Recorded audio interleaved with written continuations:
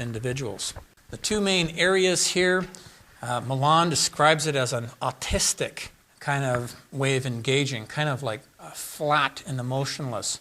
And they tend to be eccentric in their expressive behavior. Borderline personality, this is another one of the more, it's considered one of the more serious types of disorders. Again, very heterogeneous in presentation. I've worked with a lot of clients that have had borderline personality and have had some very good success with people with borderline personality. These are individuals that can be unpredictable, I should say, manipulative, unstable. Their emotions are all over the place. They fear being abandoned. So in some ways, they're kind of like dependent personalities. In the extreme senses, they're very moody and contrary. They'll go in one direction, but then they'll go in another. So in some ways, you see elements of negativistic personality being present as well. And if you check out the upper right-hand corner, anybody recognize the actress in the movie? Yeah, Charlize Theron from the movie Monster. How many of you have watched that show, Monster? That might be another one of the ones we wind up taking a look at in this class. It's an excellent portrayal, if you haven't seen it, of somebody that not only has borderline personality, but it's a much more complex picture. There's aspects of antisocial PD, and when you look at the real-life footage of the real person, who is Eileen Wuornos, and near the end of her life, she's actually psychotic. I've seen some footage of her, I think within a year before she was executed. You listen to her talk, you can't believe they wind up executing this individual. So here's a contrast. This is what Charlize Theron looks like normally, and this is what she looked like in the movie. And I think what had happened was, like, it's an incredible makeup job, and I think she put on a pile of weight for that role as well. So these individuals have unstable moods, actually explosive types of moods, can get very angry at you. Some have suggested that this anger that tends to be acted in as opposed to being acted out on other people. Although I've seen scenarios where people with borderline personality have actually acted out on others. I'm thinking of one client that attacked her husband in the kitchen with a knife.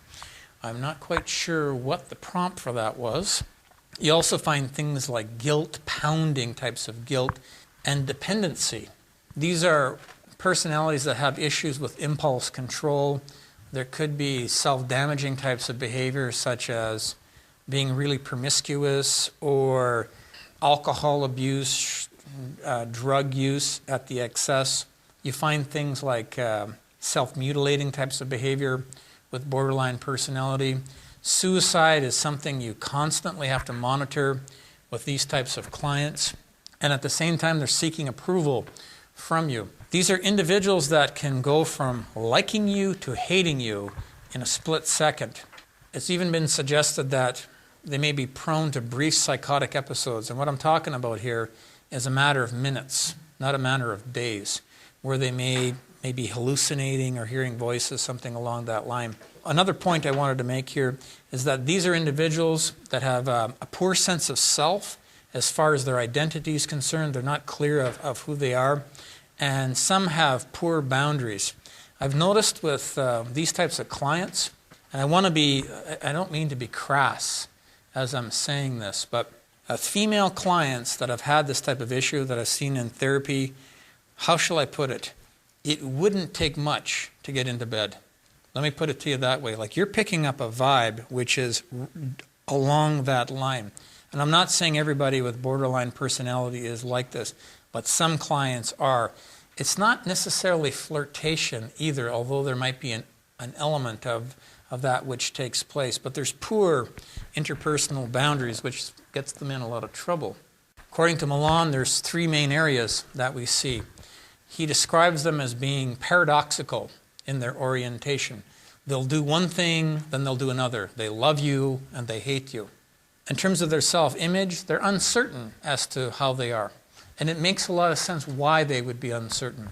With a number of people that have had borderline personality, you find histories of childhood repeated sexual abuse.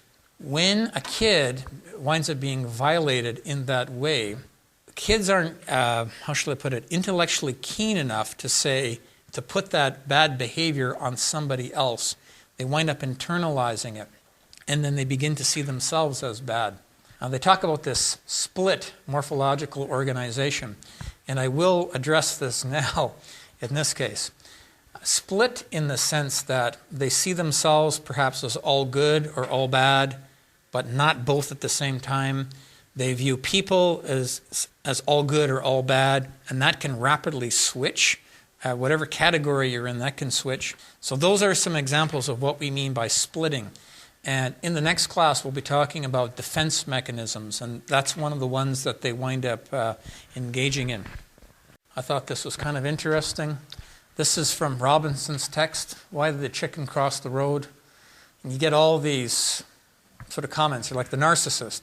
I know that chicken. I helped her achieve stardom. Or the, how shall I put it, the paranoid person. The reason the chicken crossed the road, to commit an act of unprovoked aggression.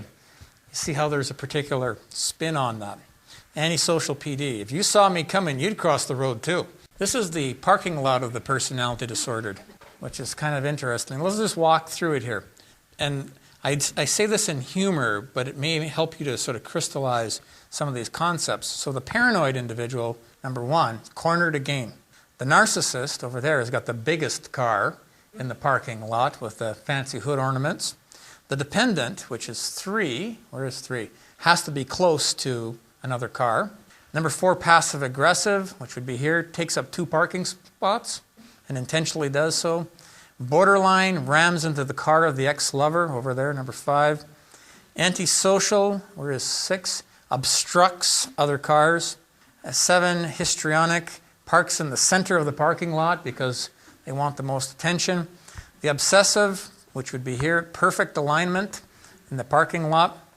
Avoidant individuals are hiding in the corner. Schizoids can't tolerate closeness to other people. And then we have the schizotypal, which is in the intergalactic parking lot. If you had a business, it's interesting. You could actually have these types of personality. The president's got to be a narcissist, right? Captain Kirk, captain the ship, very narcissistic. The vice president has to be a little bit paranoid because he or she is second in command. Borderline personality is, of course, in charge of personnel. Who else would be in charge of advertising other than the histrionic? Legal department has to be antisocial. Customer service, passive-aggressive. Research, schizotypal, and so forth. So the workforce, well, the dependent will work whenever they're told. The obsessive works day and night. The avoidant will take the undesirable shifts, and the schizoid is only on the 12 to 8. So that kind of gives you an example here.